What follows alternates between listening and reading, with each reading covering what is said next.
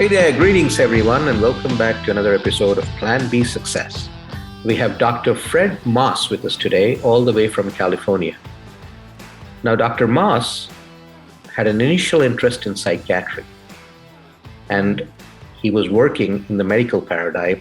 And what he does now is has a brand by name Welcome to Humanity. And he works as a speaker, coach, advisor, and is also an author of the book Creative 8, Healing Through Creativity and Self-Expression. So let's find out about Dr. Moss and what he does in this space. So welcome, Dr. Moss.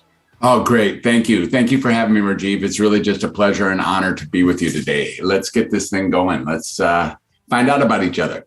Awesome. So why don't you begin and tell us a little bit about yourself? So sure. My name is Dr. Moss, and these days I go by Dr. Fred. My given name when I arrived 64 years ago wasn't doctor. It was actually just Freddie. And I was called on at that point to be a communicator and to be a connector, to be a source of love and joy. You see, I had two brothers older than me, 10 and 14 years older than me. And the family that they were in with my two parents was in a fair amount of disarray and chaos. So on the day on March 1st, 1958, when they were waiting for me, they were hoping that I would come out as a bundle of joy and a communicator and connector so that I could bring some degree of repair to the family situation. I think I probably did a pretty good job with that over the first several years until my brothers began to get entirely irritated with me. And that's probably a conversation for another day.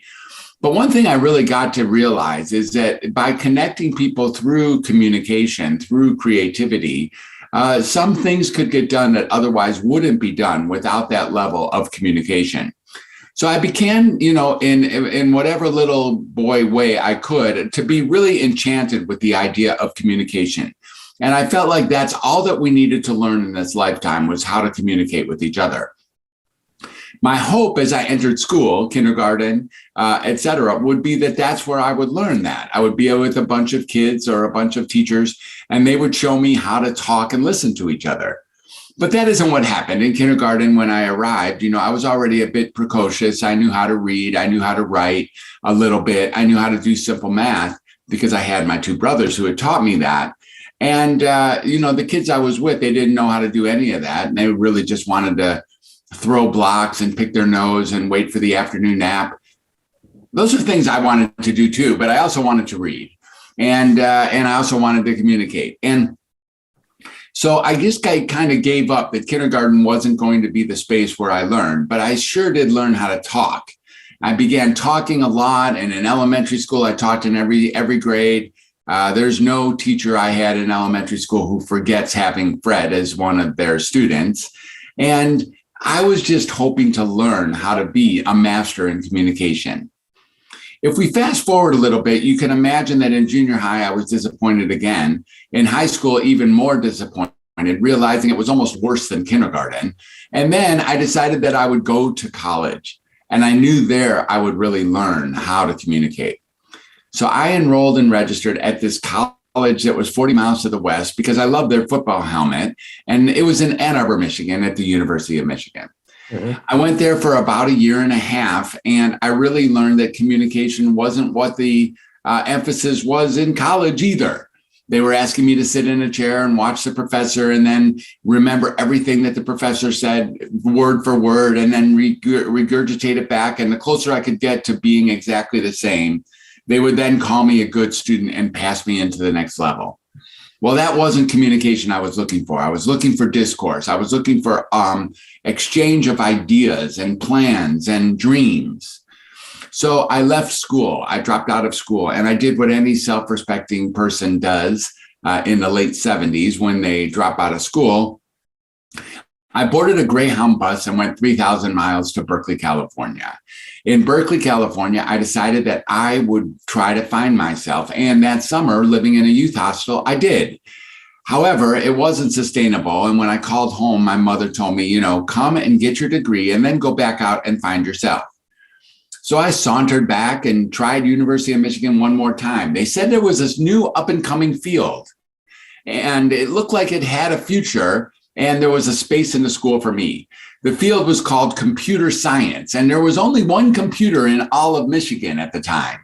The computer was at the University of Michigan. It was a 2-acre facility that was open 24/7. And we built up, batches of punch cards, and then we would turn them in and hope that the program would run. And I did this full time for the next, year and a half. And you can guess, Rajiv, it became unsatisfying after some time, where I thought, I'm not going to have a life that does this. So I'm going back on the road. I went home and I told my parents, I'm never going back to college again. And I'm never going back to university. I'm never going to go to school, because that isn't where you learn how to be a great human. I want to be a beautiful human, and I learn how to communicate. My mother was in general alignment with that one and got me an application at a place where I could get a job and at least have money to sustain my intention to want to learn how to be somebody who could communicate. The job was at a state mental health adolescent facility, a mental health hospital for adolescent boys. And now, after a few weeks, I began to really love that job, because I was communicating, and through that communication and connection, both the children and who were only, 6 or 7 years younger than me, and me were healing in the process. So I was finally actually having a job where communication and connection was being paid for. I loved that job, but I hated the way that psychiatry was used in that job. You see, we would call the psychiatrist and say, Jimmy was up too late, or Timmy and Tommy had gotten in a fight. And he would come down and write an order into the chart. And then we'd have to hold Timmy down and jam him full of injectable, toxic, adult grade antipsychotic medication. I hated this. I found this to be barbaric and heinous and unacceptable. And eventually had done it so many times, found Timmy and held him down for the nurse, that I decided I needed to come back into school, learn how to be a psychiatrist, and bring communication back into that field. Now, to make a long story short, while I was in school the next 13 years, with the sole intention of coming out as a communication-based psychiatrist, Prozac was introduced to the world. And when Prozac was introduced, psychiatry was turned on its ear. It had, prior to that, been a field that was based on communication. But after that, it was a field based on biological psychiatry, or another way to look at it would be at chemical imbalances, blaming the person, if you will, for being uncomfortable. If you were uncomfortable in this world, it was your fault. Now, I never really was aligned with that, but I have to tell you that shortly after graduating and then getting my residency and my internship and my fellowship out of the way, there I was, being one of the national leaders as a diagnostician and a psychopharmacologist. So over the next 30 years, I had medicated over 100,000 people. I had written over 100,000 prescriptions, and I had 40,000 patients. But none of them, I had gone in the field so that I wouldn't have to diagnose and so that I wouldn't have to medicate. And yet this was now what I was being asked to do. This was a massive amount of soul-sacrificing duplicity. And I really, really, really had trouble with that. So in 2006, I did something. I pivoted. I call this my true voice moment, where I began to actually take a particular chosen group of low-risk patients and actually take them off their medicine, from, some medicine to no medicine. And you know what, Rajiv? They all got better. Some of them got amazingly better. It was reliable that they got better. And some of them actually cured the condition they thought they had. Like they were no longer depressed, no longer anxious, no longer nervous, no longer in fear. I began to really get that the diagnosis and the treatment that we were giving these people was actually causing the symptoms it was marketed to treat, at least perpetuating those symptoms. Now, for your listeners, I want to make it clear that if you have a diagnosis and you love your diagnosis and you love your treatment and you feel like it's life-saving and you wouldn't give it up for anything, by all means, please continue on that same road. I'm not telling you I have something better than that. But for the hundreds of millions of people who feel like they are misdiagnosed, or that they feel there really is nothing wrong with them, but the world thinks that there is, this is where I start really making my greatest headway. we start communicating together, we start creating together, we start connecting together. And in 2006 and forward, and it's something I already knew from prior to kindergarten, connection is at the heart of all healing. So over the next several years, I began to back out of conventional psychiatry, still doing a fair amount of it, but really turning it into what you have already described, which is welcome to humanity. In 2015, I began that whole brand of Welcome to Humanity, which I felt really was self-contained and self-explanatory, meaning every single experience that we have is an exquisite one, even the ones that are totally painful and intolerable, even the ones that are completely miserable. All the human experiences that we have in this temporary life are exquisite in nature and add to the potpourri, the smorgasbord of what it means to be a full human being. When I look across the room now, I don't see anybody who's diagnosed. I haven't diagnosed anyone in years. And I also don't medicate people anymore at all as a doctor. Instead, by starting with the idea that I am with just another human being who doesn't know any more than I do about how to live in this world, and I don't know more than them either, but I can connect with them, that our job here is to walk through the world and maybe make the place a better than when we arrived. We start to have miraculous healing opportunities. Healing takes place instantly. You don't have to move to a Tibet. You don't have to go to an ashram. You don't have to do psychoanalysis. You can actually heal starting today. And what I mean by that is you are not a prisoner to the habits that brought you to be who you are today. You don't have to keep doing the same things that don't work. You, like you already said, can take this very serious pivot and start living into a life that is consistent with who you really are. For me, I have really now began to live a life that is much more aligned with who my real core self is. I am one of the few and the lucky ones who was able to realign my life in such a way that who I am now is really a stand for helping people find their true voice and then deliver that true voice into the world effectively and honestly, consistent with their authentic core values. Now, I also wrote another book that you haven't mentioned yet, and that's my most recent book called Find Your True Voice. I know it's a wacky title, but really what I'm saying about Find Your True Voice is we have taken a deep dive into helping people really get to their core values, really dig into using this methodology, really dig into what are they made of? What has been glossed over? What has cobwebs over it? What has been superficialized? What is inauthentic? And we start getting to the real authenticities and helping people get that true voice out there. I have taught people how to be podcasters. I've had 3 graduating classes of podcasting students who went from zero to being world-class podcasters, because this is a great way to get your voice out, as you and I are already discussing today. Here I've been able to give you my whole story in 12 or 14 minutes. And, I've been able to do so in an unadulterated way and be able to deliver to the thousands of people that are interested in your show. You get to do that every day or 3 times a week as well. So podcasting is one of the last remaining vestiges where there is minimal restrictions, minimal censorship, minimal cancellation, minimal monitoring or mitigating. And it's a real opportunity to bring our authentic self forward. Because if we don't speak, no one will ever hear us. And if we don't speak our true voice, no one will ever know us. Now, if we don't speak, I can tell you we can be hearded.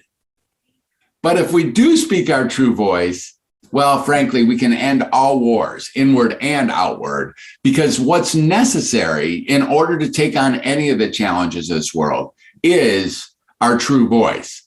You could even make a case, Rajiv, that the greatest threat to humanity right now isn't what we think it is. It's not COVID. It's not climate change. It's not racism or war or sex trafficking. It's not the Supreme Court. It's none of that. The greatest threat in the world today is that we are collectively giving up our capacity to speak our true voice into the world, into a world that is urgently willing, eager, and waiting for what it is we have to say. We have become a group of people who is no longer speaking our true self in an effort to protect our, vulnerability. But the truth is, if we don't speak now, the future is pretty bleak. If you haven't noticed, it's pretty grim. For real. And the time is really to speak now, or else Well, frankly, we deserve what we're going to get. If we don't speak up now, then of course, we'll continue down this road that frankly doesn't look so promising unless we speak up and really collectively take on what's important to us. Thank you for letting me give you my history to this point. Oh, absolutely. That's fantastic. So let me ask you this question. You said in 2006 is where you began this new approach. And prior to that, you were basically diagnosing and prescribing medications and all that. So what changed? What transpired that made you go with this new approach? Yeah, 2006 was a big year for me. There was a bunch of, a bunch of challenges that took place, in my personal life and in my professional life. My daughter turned 13. I had back surgery. There was a lot of challenges, in my professional life to really take a look at, do I want to continue being a doctor and all? And if so, what's going to work for me? And I think what changed is just a breaking point. Rajiv, you can only go so long being duplicitous and pretentious. At some point, it just finally backfires. Every single prescription that I wrote, my heart would break. Every single time I wrote a prescription, even though I knew that's what the customers wanted, it wasn't what I thought would be the best intervention. Having given that Hippocratic oath, having really declared myself as a physician, as a doctor, I knew that my real job was to bring forth my very best foot forward so that I could bring positive change to my clients.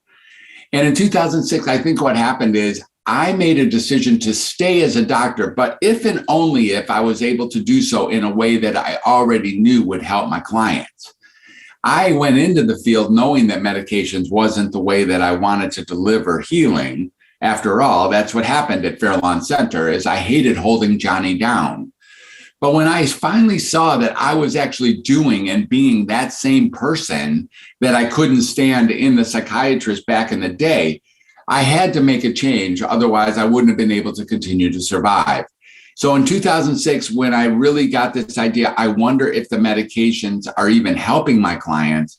And I started that experiment with a few small group of low-risk patients and really got these amazing results of, like I said, curing mental illness by moving away the medications and the diagnoses. Well, then it's sort of just built on its own with momentum. There's a resonating value of having actually done something that was healing. And my whole career, it really just took an entirely new direction. Even though I kind of was waiting to get there beforehand, now I had taken actions to actually prove that which I already knew was true. And, the books that you talked about, can you tell us more about your first one and the second one? Sure. So the Creative Way 8 was really written because people kept on asking me, okay, if you're going to take away the diagnosis and you're going to take away the medications, what are you going to give people who are upset? And my thought was, well, we don't really have to give them anything. It's like, okay to be upset. It's okay to be upset. That was my first thought. Like, of course it's okay to be upset. Have you looked outside? Like, you should be upset. If you're not upset in a world that is this crazy, well, you're missing the beat. So I used to think that, well, we don't have to give them anything. But people just, again, it was like, well, what are we going to do with people who are so upset or so angry or so sad or so anxious that they are not functional in the world? And I had already learned back from little Freddie, back from even elementary school, that when we're being creative, we're actually creating as if our creator, being an image of the creator that got us here. When we're doing art or music or dancing or singing or drama, cooking, writing, gardening, cleaning, photography, those kinds of things, these so-called symptoms disappear. Our negative experiences disappear while we're being creative. And I knew that. So it became fun for me to realize that all I had to do with my clients was ask them to be creative every day for even 1 minute. Even 1 minute of creativity, doing art, or 1 minute of dancing, or 1 minute of singing can be enough to actually open up our heart. And we can realize that while we're effectively doing something in the performing arts or in the visual arts, our symptoms or our negative experience of life simply disappears. That became the obvious thing to actually interject, because in 3 minutes a day, you can choose 3 things to do. 1 minute of dancing, 1 minute of cooking, 1 minute of gardening, or something like that. And you get an entirely new life if you're willing to put your hands in the dirt. So the Creative 8, Healing Through Creativity and Self-Expression, was written for that purpose. It was really an easy way to inject a new way of being with my patients, and I had great success in the office with that. Now, moving forward, the Creative 8 got interjected into my work, and other people began to take it on successfully. But when I started really taking a newer stand of helping people find their true voice authentically, using all the skills and all the history, all the experience and passion that I have had for that, remember, since the day I arrived on the earth, I decided that there was another book to write. That book is called Find Your True Voice. And Rajiv, I think what I'm going to do is offer that to your listeners right now. It's a gift to them if all they have to do is go to findyourtruevoicebook.com. And in findyourtruevoicebook.com, I'll send them an actual book. I will send them that, and I will also pay for the shipping. The idea here is that this is a deeper dive into how to get to our true voice, because we as adult humans, especially in the Western world, have learned to not be true to ourselves. We've learned to pretend to be somebody else in order to protect the real person that we are. And of course, that is a ludicrous, preposterous strategy. It doesn't work to protect us. Either way, we're going to be disagreed with. We're going to be hated. We're going to be trolled. We're going to be canceled or censored or whatever, whether or not we are being ourselves or pretending to be somebody else. It doesn't protect us adequately or effectively. So I invite people to really start looking at, well, if you're not going to be protected anyways, you might as well just be yourself and see what happens with that. We take all sorts of exercises in that book to learn how to really uncover the self that has been hiding underneath us. You know, we get jobs, like you said, right? We get jobs like almost by happenstance. We get a job, we get a position in the world, and then we sort of become that position, and we have a whole new set of superficial veneer that actually covers who we really are. We're no longer being the little children or the wondering, curious human beings. Now we're acting like we're a CPA, or we're a financial advisor, a lawyer, a doctor, a candlestick maker. We're actually take on that identity. But like you mentioned in your introduction, the opportunity comes once you've found yourself in a position to do that great big pivot and get back together with your true self. Find Your True Voice is a book that does that. But more than that, I've created a course that I just completed.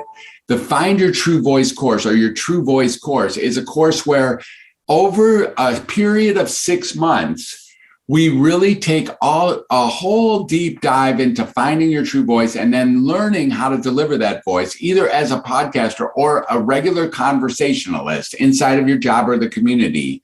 And that's a job, that's a position, that's a educational course that has contact with me during those 6 months, as well as taking on deep dive exercises and learning a whole lot about who we really are, because the world is urgently waiting for you to say your true voice, because without it, again, you'll never be known, and you'll go to your grave with your song still in you, as Henry David Thoreau said, quiet desperation. And it's really time to step up, because if we don't do it now, when are we expecting to do it? And the time is now, and really we're the ones to step into that true voice of ours. Tell us a little bit about your podcast. Yeah. So, over time, I decided that I, as you can hear, I really like being a conversationalist. I like speaking. I like talking to people. I've always liked that. It was, you can hear, it's not a new thing for me. And it wasn't new when I even arrived at kindergarten. So, I didn't even know what a podcast really was, but I knew that I loved having conversations with powerful people. And I'm lucky enough to be good friends with many powerful people in the world. There are people who are in support of what I stand for, who I'm I'm so honored to be their friends. Very powerful people, very people who are influencers. And I began to really see that, guess what? We're all very powerful. There's nobody more powerful than another person. Like, we are the power that we're looking for. So I began, that's really when Welcome to Humanity was getting its teeth, to actually be host a podcast called Welcome to Humanity. If you take a look at the Welcome to Humanity podcast, you'll see that some of the people I've interviewed are people that you know and love already, people who have gotten famous in some sort of way. And for those people, we just really got to the bottom of that. They're just humans. They're not anything that much more different or special than any of us. They're just humans who have gotten a fair amount of fame or a fair amount of notoriety, a fair amount of spotlighting. So instead, when I would interview them, we would really spotlight their basic humanity. And for them, it was a treat. Most people, even if they're really, really famous and big, really just want to be known for the person that they are. Very few people really want to be known for the image that they are. And that's what we really did in Welcome to Humanity. So for a little bit more than 100 episodes, and I still have a podcast on Tuesday evening that's an internationally distribution, I really just take a spotlight look at people and sort of like you, point at their greatness being just the core self that is their humanity. I have a co-host that I'm presently leading with, and really just taking on, what is this life that we pretend to know what we're doing? The truth is, none of us know what we're doing. Yeah, none of us. No, especially the people who think they do. Those are the most dangerous people. The people who actually think that they know what they're doing here in this life are full of baloney. And it's okay, because I'm one of them. I know how to walk this world and look like I know what I'm doing. I don't know shit, Rajiv. I don't know nothing. And when we really get to the space that we really can see that I don't know any more than a 5-year-old, I don't know any more than someone who lives on the other side of town. I don't know any more than the plumber or the garbage man. I don't know any more than the queen. I don't know, and she doesn't know any more than me. It's all good. We start realizing that we are just humans walking through this world with confusion at a baseline. And Welcome to Humanity really pays attention through humor and through interchange and through exploration and discovery that each of us is really just a human. And we're really just, a human going through this life with all sorts of pain, all sorts of misery, but all sorts of wonder, all sorts of ecstasy, all sorts of pleasure as well. Welcome to Humanity. Awesome. So what's the best way for people who want to get in touch to contact you? Yeah, I think the best way, the brand is still being developed. I think if you really just want to talk to me, the best way to do that is to go to my website, which is actually going through construction at this point, but it's still okay. And that's, Dr. Fred at welcometohumanity.net. So welcometohumanity.net, you'll find a little bit of the old Dr. Moss there as I go through this new pivot of being Dr. Fred. If you really want to get in touch with me, however, and have a discovery call, I'm going to offer that to your listeners as well. So welcometohumanity.net/discovery will get you to the page where you can set up a 20 or 30 minute call with me and see how I can assist. Rajiv, the impact I'm making most these days is in the world of both expert speaking, where I'm speaking to small and large groups about how to get their true voice back urgently, and through the teaching that we're talking about, teaching to help people get their true voice through the course and through the mastermind. If anyone is interested in either having me as a speaker or having me as a teacher, like in sourcing themselves or others to find their true voice, the best way to do that is just to email me, Dr. Fred at welcometohumanity.net. Now, of course, I have a social media presence. I don't like social media that much, but who cares if I like it? That's where everyone is. So I have a Facebook presence. I have a LinkedIn presence. I'm learning now quickly how to use TikTok effectively. And the best way to get a hold of me there is to find me on either Facebook or LinkedIn. My YouTube channel is growing and TikTok's growing and maybe Clubhouse is growing and on, just like all of us. But the real truth is, if you just want to talk to me, I'm open to do that. And again, it all boils down to what now is my, general email, which is drfred@welcometohumanity.net. Awesome. Well, Dr. Fred, thank you so much for joining us today. Thank you for sharing your story and what you have to offer. I do hope the listeners take advantage of the freebies that you mentioned on this episode. And we wish you the very best with your brand and with the good work that you're doing, and hope to keep in touch. That sounds great. You mentioned the freebies. Another freebie that I can throw out here that's important is that Creative 8 book. You can get an audio or a PDF copy without even having to buy it on Amazon, but it is on Amazon for the hard copy, and that's fine if you want to buy it there. You can find that at welcometohumanity.net/creative or welcometohumanity.net/creative8, and that's the Audible and the PDF version of that book, that first book that I wrote. So thank you, Rajiv. It's been a pleasure. Thanks for asking such great questions, and I wish you a really wonderful weekend. All right, you too. Thank you very much. You're welcome. Thank you.